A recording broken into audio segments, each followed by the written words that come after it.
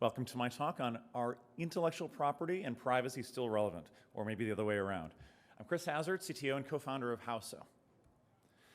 So first up, who can tell me this song? Oops, let's start at the beginning.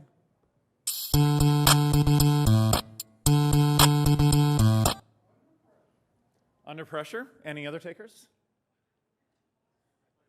Ice Ice Baby. A little bit of confusion there, right? There we go. It is an 8-bit version of Under Pressure. All right, why did I choose an 8-bit version as opposed to the original? Now, Vanilla Ice's version is very, very, very similar, almost identical, just has a little bit more of a drum track to it, but they are identical otherwise. This was resolved out of court in a discussion, in a big argument, which would have been a large case around what is music, what defines a melody. And so there's been many debates, many lawsuits over history of, did this person infringe on my melody? Did they infringe on my music? Are they the same? Was it inspired by? And so a couple of guys, back a couple of years ago, both musicians, one lawyer and one programmer said, what if we made all music? What if we made, given the definition of what a melody is, now of course there's an infinite number of melodies, there's an infinite number of notes, but realistically we consider the standard chromatic scale, maybe up or down a little bit. There's a certain amount that we would define as a melody, and that has been not entirely settled by case law, but people agree this is a melody, this is distinct. So they put all those combinations, it's a ginormous set of combinations, but you know what? Computers are really fast and we have a lot of storage. So they published code, you can go here on GitHub, All the Music LLC, very smart of them to put it in an LLC, and published it on the Internet Archive, every possible melody. What does this mean for music? Now, this was automatically generated, it wasn't human generated, but they made every melody. Does that mean that no melodies are copyrightable? Does that mean that, what does this mean for music? Well, let's take it a step further. There's a very interesting artistic website called libraryofbabel.info, which for this block of text, you can, using procedural generation, go to any block of text. If you want to find some subset of Shakespeare's Hamlet in there, you can. Well, does that, it's a way of addressing all possible sets of text. Because that's put on the web, does that mean that text is not copyrightable anymore? Does that mean that, it already exists if you find it in the right spot? Or let's go even further. There's a random number generator library called PCG. It's pretty widely used. NumPy uses it. That is powerful in many ways. Now, this random number generator has a unique property where if you tell it how far into the random stream you want to go, you can actually work backward and figure out where is hello world in this random stream. Now, pigeonhole principle, all the computer science principles, there's no free lunch there. So usually the address is longer than the string, almost always. But there's a parlor trick where you can find a compressed version of Shakespeare's Hamlet exactly in the random number stream. Does that mean it's not copyrightable because this is a published algorithm? These are interesting sorts of questions around, what does it mean to create content? Notice that I haven't even used the word AI here. I'm just talking about the mechanical ways of generating content. Now, the US government and many other governments in the world had defined copyright as it is something that you can only do if you are a human. But what if you use a machine? What if you use a synthesizer to play your music? Where does the human end and the machine begin, and the human end and the automation begin? Those are hard questions that we haven't answered yet. Now, I always like to take a perspective. I love history. So let's look at the history of patents and copyrights. Government grants of monopolies goes as far back as basically we can trace governments. You are the only organization, fine sir lord, are the only person who can mine salt in this country, and anybody else who does will be jailed. It's a top-down way of managing economies that was used for many millennia. The earliest evidence that we can find of intellectual property goes to 500 BCE in Sybaris, Greece. There was a 1 year, if you came up with a new recipe that was novel and interesting and tasted good, you had a 1-year monopoly on that recipe. So almost about 2,500 years ago, that's where it stemmed from. Now, interestingly, Pythagoras, who, by the way, the Pythagorean theorem was proved before he was born, and it was used as far as about 1,200 years before he was born in ancient Babylon. But anyway, he's known for the Pythagorean theorem. He was actually involved around advising the nation-state of Croton to invade this place where this initial intellectual property came to be. So that was 10 years before that initial patent. So Pythagoras, even though he didn't invent the Pythagorean theorem, might have had a notable influence in the history of intellectual property. Now, this matured a little bit in fits and starts. In early Renaissance Europe, the idea of a patent, of having some idea that was yours for a monopoly granted by the government, started to take hold, especially in the Republic of Venice. And what they realized was that, wait, we should publish these sorts of things. We can't keep them secret. That's one of the aha moments that France realized. Wait, if we publish it, it shares the knowledge so other people can use it. It's not held by one person who takes the idea with them until they die. The one way to make this one artifact, well, now we can spread it around. And this was one of the driving forces of the Industrial Revolution.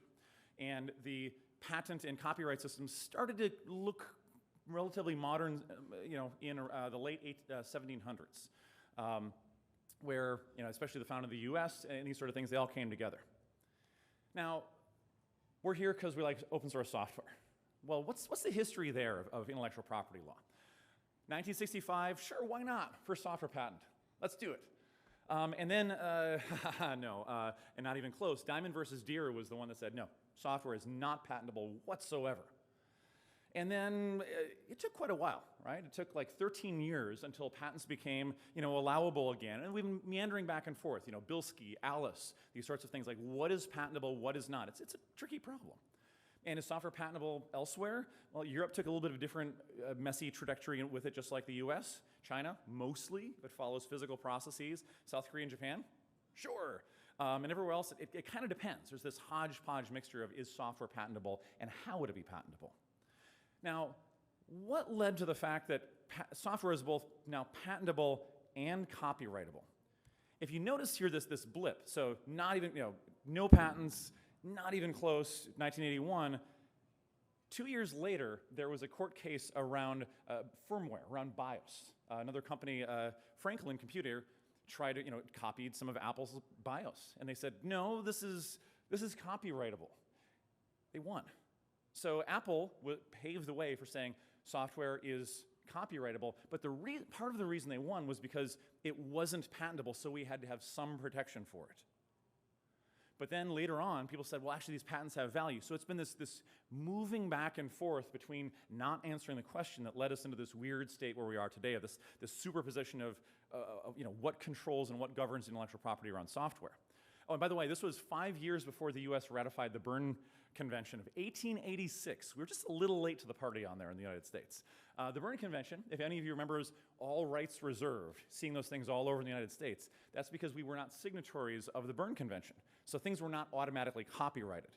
What the Berne Convention says is that if I drew a smiley up here right now, that's copyrighted. Anything that I produce as a human is copyrighted by default. And so everything that, pretty much anything that you do that is copyrightable is copyrighted. You can register it to protect it, and many governments allow that. But there is this fundamental idea of human creation has some protection around it. Now, what is patentable? I talked about this as sort of a difficult subject as well. Math? No. Pretty much everybody says no. Algorithms? Only if tied to something physical for the most part. As I mentioned before, it's messy. Computer chip design? Yeah, absolutely, right? It's hardware, right?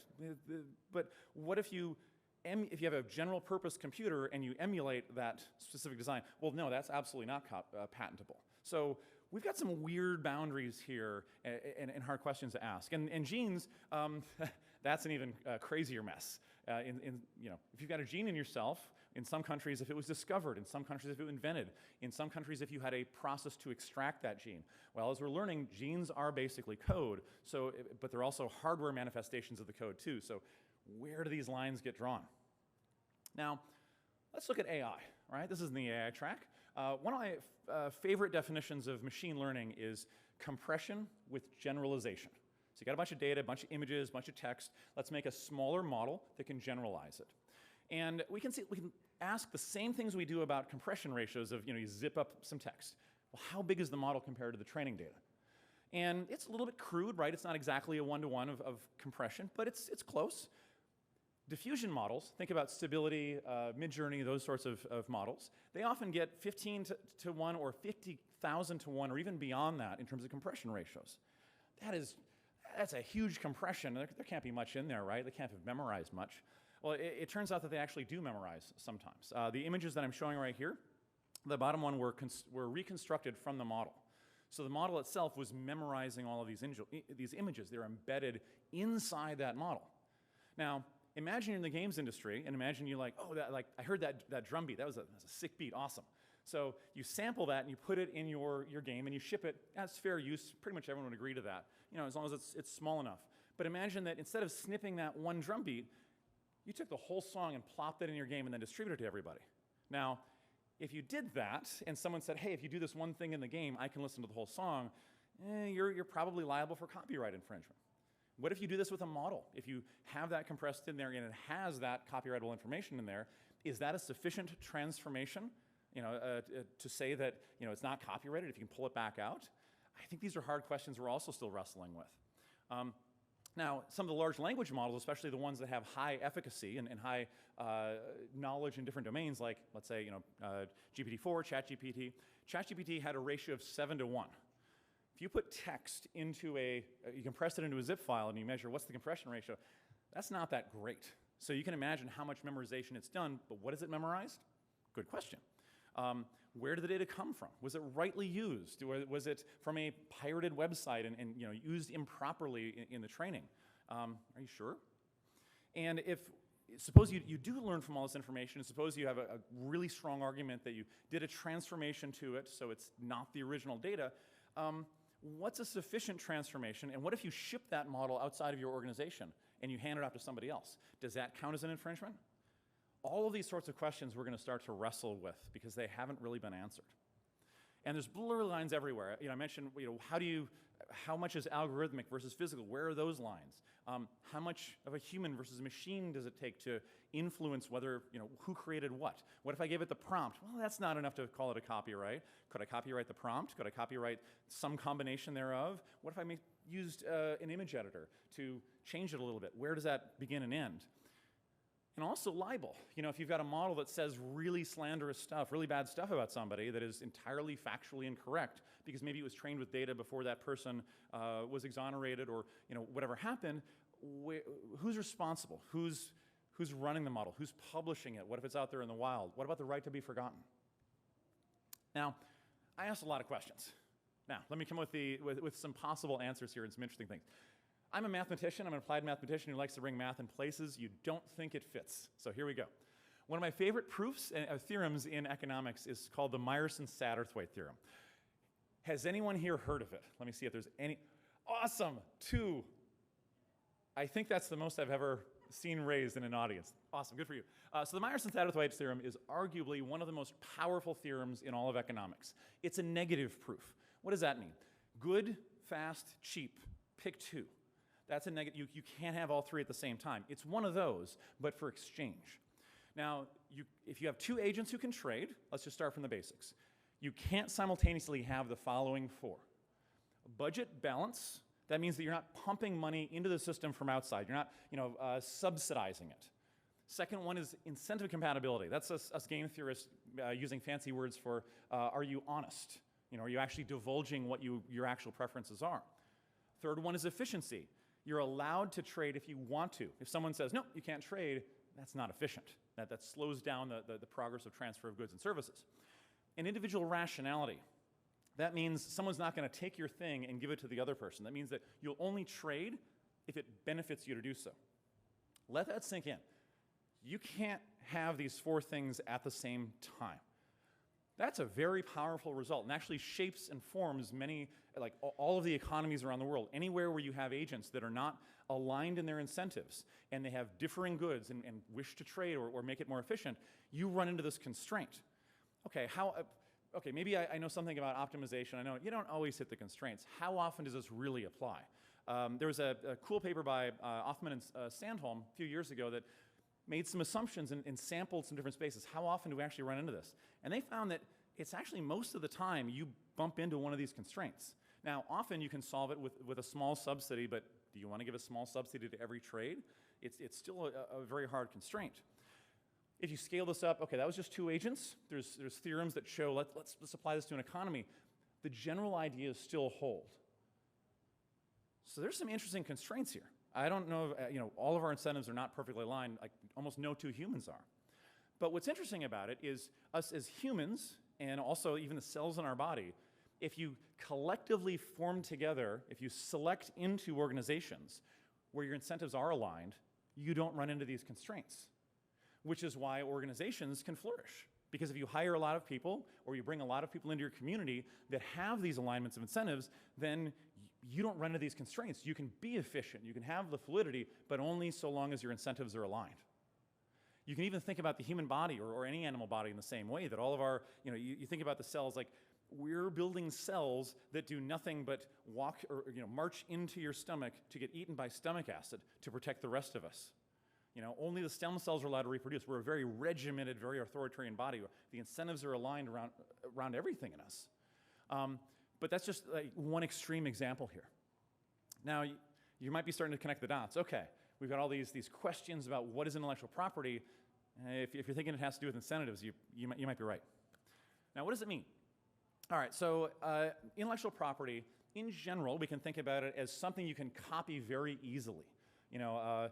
How much does it cost to copy data? I don't know if we measure it in millionths of a penny nowadays for anything. It's super, super cheap. But that means, how do you protect it? We have governmental laws that enforce it. But if you don't enforce intellectual property, what you end up with, people hoarding trade secrets, not sharing very much. You end up with some knowledge loss, people taking keeping the things in their company goes bankrupt, people taking ideas to their grave because that's how they were making a living. Now, some of us, like myself, I love to share, and that's a natural tendency of many humans, but if your livelihood depends on it, that is an incentive against us sharing. And most of human history fell into this. So there's a lot of knowledge that was lost from time to time again.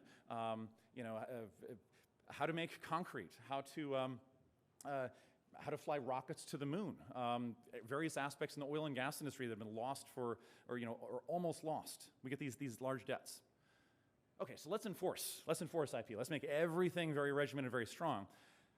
Well, now you reward innovation and incentives around it, but you also encourage anti-competitive behavior, because this is my IP. How can I build up my moat and prevent others from getting anywhere near here and own this whole thing? So really, we need a thoughtful balance, and that's one of these call to actions here, is that some sort of strong but limited IP enforcement that we've seen in the past, that seems to be blurring those lines in a good way, where we can kind of get a good combination of those incentives, those constraints out of the Meyerson-Satterthwaite theorem. There's some kind of interesting ideas here, like tax on declared value. What if you declared the value of your IP and you paid a small percentage of that per year to enforce it? And how do we resolve some of these problems? We as a society are still working on some of these mechanisms. For better and worse, we've had hundreds and hundreds of years of practice and failures at this, and we're stuck in some situation. But how can we innovate and understand in intellectual property? Also, the cost of copying is plummeting. And that's generally for the good, but again, for incentives, not necessarily. In the past 100 years, the amount of effort it takes a human being to get let's say, a watt of, to get a watt or to get, some unit of energy, how much time did I spend, has dropped by 700-fold. Think about if you wanted to plow a field 100 years ago, what that would have taken. You probably would have used animals. Maybe if you might have a little bit of mechanized equipment. But nowadays, it's a machine that you pour gas or diesel or electricity into, and it just does it. That's at your fingertips. As the economy of energy changes and we get more and more energy, maybe fusion, who knows, maybe not. What is copyable will continue to change, and what is copyable will continue to be expanded. So we think about data now. What if certain biological organisms could be copied very simply? Where does this end? Another important topic from game theory is something known as a mixed strategy Nash equilibria. All right, so what is that? Suppose you're playing rock, paper, scissors. If you play rock, first round, paper, and scissors, and you repeat it, that is a very easy thing to game, very predictable. The most resilient strategy is to randomly pick one of those three. If you play against a die that, 1 in 3 chance rolls each one, you won't win. You won't necessarily lose, but you won't win against that die. Game theory says that that is often the case. This sort of strategic ambiguity, the randomness, is essential at coming up with equilibrious strategies, making sure that you're strategy-proof, making sure that you're robust against adversarial attacks. Incentives also, play into this as well. So if you have some intellectual property rights in some system, oftentimes you want to hide infringement and hide attribution and these sorts of things. In this sort of mixed strategy, what's the odds that someone will actually find out that I used something GPL licensed that, will they really look in there? So it all comes down to the cost benefit, the incentives around it is really what drives the behavior. Now, one of my other calls to actions here is that most AI, ML is a black box. There are perfectly attributable techniques today. We work on some of them where you can know the exact data that led to every decision. So one of my call to arms is let's use that. Let's use these attributable systems as opposed to the black boxes so that we can preserve some of these sorts of incentives. There is a defensive moat around some of this. Google and Microsoft, for very good reason, are identifying people, saying if a copyright infringement comes out of one of our large language models, one of our models, will identify you. Now that is great for adoption, and there's a lot of good things with that. But on the other hand, what is the opportunity cost here? If we're building these larger concentrated models, less democratization of AI, there's some things we need to wrestle with here and some things we need to figure out. Another cool idea here is one of my sledgehammers in my past history of my career was something called maximum entropy correlated equilibria. Okay, that's a mouthful of words. What does that even mean? Well, if I'm playing a game against you and I have some good strategy and I'm trying to resolve what are you trying to do, I want to maximize my ambiguity. I don't want you to understand what I'm doing. You don't want me to understand what you're doing, but I want to understand what you're doing, and we're playing that game. There's a set of mathematics called information theory that allows us to actually solve those sorts of things. And it's a very powerful tool in game theory, knowing that my adversary is trying to be ambiguous. So here we can start to think about information warfare. So we're talking about IP and privacy. I haven't gotten to privacy yet. That'll come in a few minutes. But we can think about information warfare. All security is obscurity through obscurity. Now anyone in security will go, wait, no. It's kind of true. One of my favorite underappreciated papers makes this claim. Suppose you've got a nice encryption algorithm, it is open source, well validated by many cryptographic experts. There's still a private key. There's still something that isn't known. There's some random number, there's some secret. And so what you're doing is you're concentrating the obscurity in one spot versus making it everywhere in closed source, where maybe there's a hole here, there's a hole there. So there's always trade-offs about what you're occluding. Now let's think about this from ourselves, or from many different systems. Dan Golden, former director of NASA, did some really cool work where he was, I sort of extended some of it, but asking, how much do things spend on defense? Now I'm saying things in general. So let's look at some of these. Inhibitory neurons in the brain. Instead of vibrating out of control, you've got many neurons in your brain that are actually inhibiting and making sure that you have stability in there. That's about 20 to 30% of your neurons that are having that negative feedback. Ant colonies. How many calories do ants spend on defense? Around 20 to 25% in terms of soldiers, in terms of their immune system, et cetera. Nation states throughout history, 20 to 25%. Now, it oftentimes has been distributed among the civilians, depending on where you're looking in history, but these are common numbers. Your own immune system. Many years, when I first did this, I was looking at how much of your mass and your calories goes towards your immune system and looking all that up. And yes, it is actually somewhere on there. Your skin is a defense mechanism against all of the parasites and bacteria that are trying to attack you. And even DNA, the introns of your DNA, the 20 to 30% of DNA that does nothing, in the past year or so, we as science have found out that there are parasites at the DNA level that get in there and copy themselves. And having blocks of the DNA that are segmented and broken apart so that when those parasite goes in there, it doesn't take effect and doesn't replicate itself is a defense mechanism. It's a buffer within the DNA. Cybersecurity, it used to be about 3 to 8%. It is increasing. So why has cybersecurity been such a big issue the past 10 to 15 years? We weren't at that order of magnitude for defending against it. Now, what are you spending on privacy? How much effort do you spend of your percentage of energy and time on defending your privacy? Probably less than 1%, right? Like there's me with my, before my hair migrated to protect my privacy, and that worked really well. But we're not really thinking about that, right? And there's a lot of autonomy threats, a lot of things that can affect our behavior. More math. Lanchester's law. Lanchester was a guy in the 1800s who's out trying to understand warfare. And suppose you've got two forces that are, let's just say, equally equipped, equally strong, equally motivated. Who wins? Let's say that one of the forces is twice as big as the other. So you've got 4 X's versus 2 O's. So let's say that they only have spears and shields. Who wins? Well, X wins, and they lose about 2 of their X's on average, and so they're about twice as strong. Let's say that it's point-to-point attacks. Let's say it is, missiles or arrows or whatever have you. Everybody can attack everybody else. It's quadratic. So X is actually, it's 4 times.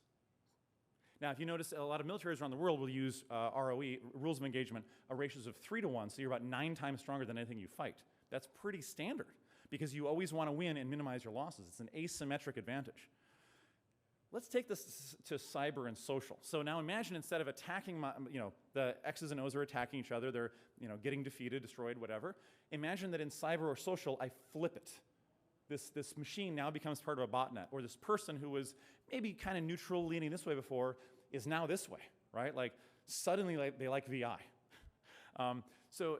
Now it starts, it's not just quadratic, now you get an exponential behavior. It scales up much more rapidly than even quadratic.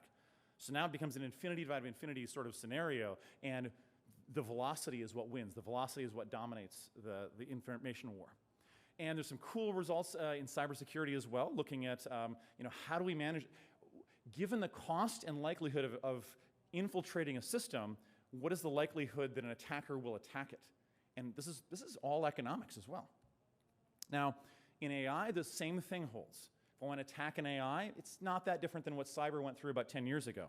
The classic paper from Ian Goodfellow saying, well, this is an image of a panda. Let's add a little epsilon, a little bit of noise, and now we can fool the model into thinking it's a given with 99% confidence. We see these sorts of things in ML models all the time, which is why robustness matters. But then also, from a privacy perspective, it gives us tools to attack these sorts of systems. There's a little movement called urban camouflage, which I've always been very amused with, which is how do you get yourself to be not recognizable? How do you defend your privacy against machine vision systems that are trying to capture that? And so, again, going back to are you spending 20 to 30% of your effort on privacy? Probably not. But this is closer to what it looks like if we're actually defending our autonomy in its full. History of privacy. Always love history and math together. Actually, back in in antiquities, the notion that there is a distinction between domestic and public life, that distinction already existed. It was already written about. People in ancient Greece, it was common understanding. But personal privacy didn't arise for about over 1,000, actually 1,500 years or more. The Little Ice Age, especially in Europe, made places a lot colder than it was before. And before that, okay, you have a few cold days of winter, whatever. You have some big house that you all huddle around in, and there's a fire in the middle, and you all get as close as you can. That became a lot more frequent. And so you had no personal privacy for half of the year because everybody in your little village was in the same place. Everything you could possibly imagine during that time, every bodily function, everything, that was there was no privacy. That was part of the norm. And it started becoming, a little bit more problematic. But the interesting thing was the invention of the chimney. Now, the chimney was invented long ago, but chimneys in houses, what it does is you've got something in the floor that pulls in the cold air, ejects the smoke out, but has ambient heating. Now, they used to have a lot of, kind of big houses, 1 people in one big room, but if you box off a little bit of a room, well, now you can keep it warm. So all of a sudden, over the couple hundred years, people started building more and more chimneys, and this practice spread further down south in Europe. Now imagine a couple generations of people that all of a sudden they used to grow up in the parents grew up in this, what are you talking about privacy? And now these kids grow up and they're used to privacy. If you change your clothes, if you do, all these different things, you are in a boxed room that is your own. And also, there was an interesting socioeconomic divide as well. The wealthier people could afford the higher positions buildings. That's always been parts of history because of flooding and water and what have you, but it was warmer, so it was more comfortable to live. And that added to some different socioeconomic divides. This was growing momentum. The US Constitution was a very forward and powerful document with the amendments. The combination of free speech, soldiers can't be put in your house. That was a big thing during that day. It doesn't seem like that big. It seems like an obvious thing today, but that was an innovative piece of legislation at the time. There was Alan Weston's hugely influential book that made us start to think and contextualize a lot of stuff. And here we are today, understanding that privacy is very important for existing. It's a part of our life, especially with so many people and so much social media and everything. Now, how does privacy leak? So let's say that you decide, I'm going to make a game. We're going to make a cool mobile game. You and a friend in a garage, build it.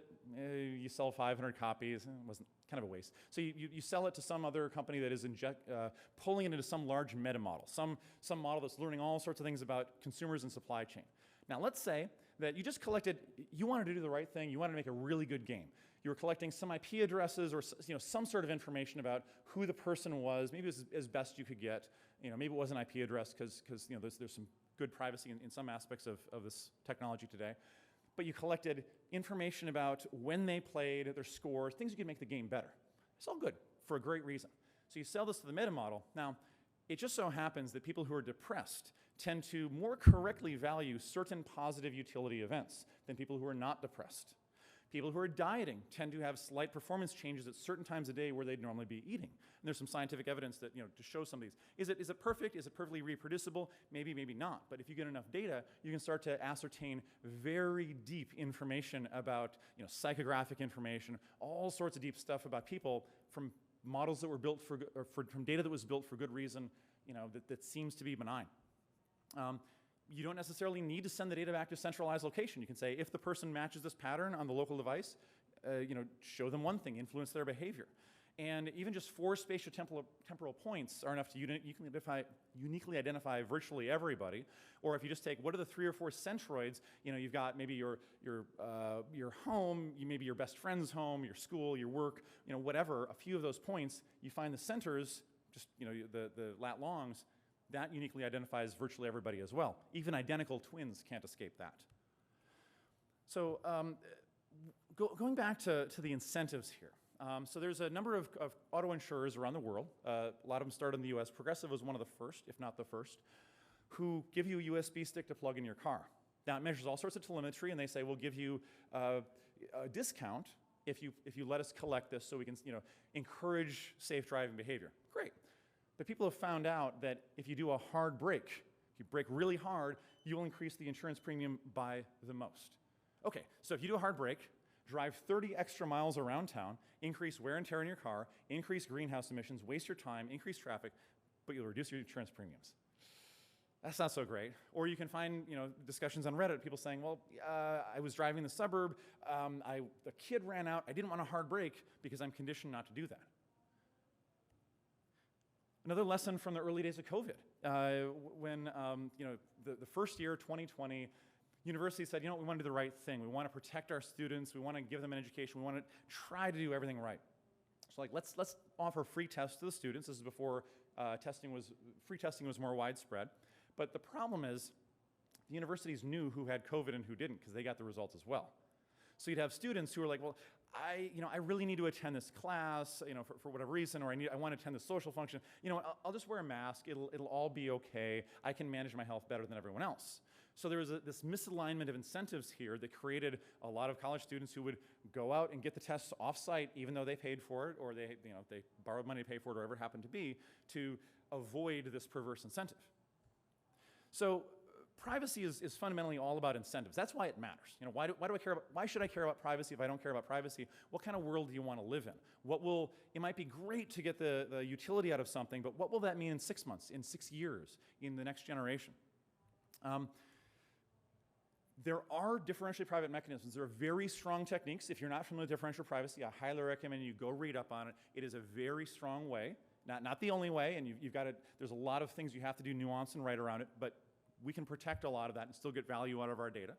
But people also expect that there's the notion between so ex post versus ex ante privacy, like before or after. So even if you use differentially private mechanisms, suppose you synthesize data, you produce some result, and someone says, well, that's me. That's exactly me, or that's me with the serial number scraped off, right? Oh, look, my name appeared at the end in the credits of that movie. Isn't that cool? Ha ha. And that person maybe looked like me. We don't like that. That even feels icky. So we need to make sure that anything that comes out of that is also sufficiently far away. And there are emerging mathematical techniques for that as well. And all fields are potentially sensitive. If you got a family member who got sick at 2 in the morning, took him to the hospital, and maybe you're visiting a small town, and there's one hospital and one 7-Eleven, you're really hungry, you go across the street, you swipe your credit card, well now you're uniquely identified back to that even if the medical data was anonymized in some way. So every piece of data could potentially be used as auxiliary data to re-identify aspects of you. Okay, how do we actually protect all this stuff? Now, we've got original data, and we've got representative data. If I want to describe a circle, I only need a few points. If I have 4 points, I'll say, okay, that's a square, that's not a circle. But if I have enough points to say, that's close enough to a circle. I can give you a different set of points that communicates the idea of a circle. More fun with math. This is the kissing spheres problem. So imagine this is 2 dimensions. I've got 4 spheres, hyperspheres, each with a radius of 1. So the box is 4 by 4. 2 radius, 2 radius, 2 radius, 2 radius. What's the biggest circle I can fit in the center there? Square root of 2 minus 1. Okay, great, you can figure out that geometry. Let's go to 3 dimensions. Square root of 3 minus 1. You might see where this is going. Now, at 9 dimensions, that radius is 4. At 64 dimensions, that radius is 14. That means that inner circle or inner sphere is sticking out of the box. If that doesn't make sense to you, that means you're human. Congratulations. But it shows that when we get to these higher dimensions, everything is sparse. There's places to create data, places to create knowledge without stepping on people's privacy. And what does synthetic data look like with differential privacy? You can look at these 2 graphs that show here are 2 sets of data, one original, one synthetic. You can see the trends are the same. There's a little bit more noise in the one, just a little bit, but you can get the insights, but you can't match up any of the points. Now, is that the only thing we should do for privacy? No, but it's quite strong. So getting closer to summarizing this, how do these incentives align with privacy and intellectual property? It's a little bit complicated, and just like the Meyerson-Satterthwaite theorem, there are trade-offs that we're making. We're making some implicitly, we're making some explicitly. There's going to be some that will be made for us, some that we can help make by being a part of the community, by being an active voice, and participating in governing and helping the world be the way that you'd like it. I think we're in a new era here. Throughout the history of the human race, virtually everybody was in a small world network. A small world network, the 6 degrees of separation. I know you who knows somebody else. You can get to pretty much anybody. Well, think about most of human history where most people didn't move more than a couple of miles or kilometers away. Like you're sort of stuck there. Most people, unless you're very wealthy and you could afford to travel. So all of the information diffused. Think like a mesh network is how data basically moved through the human network throughout history. Someone came in from another town, said, whoa, I fought a dragon, and blah, blah, blah. And you're like, yeah, right, whatever. So we had these built-in immune systems to disinformation because we had this center of trust and not much privacy, remember, because we sort of saw a lot of the things that happened. It was hard to keep a secret in a small town. We had a different environment for communications. Now, that's a small world network.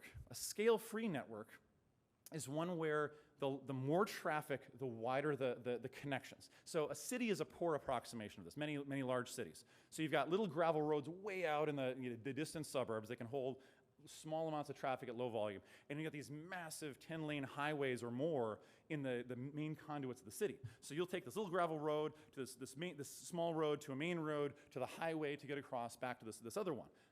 That allows traffic to flow through evenly because, and again, barring traffic, it's not a perfect approximation, but allows you to scale so that the bandwidth is proportional to the communications that go across that.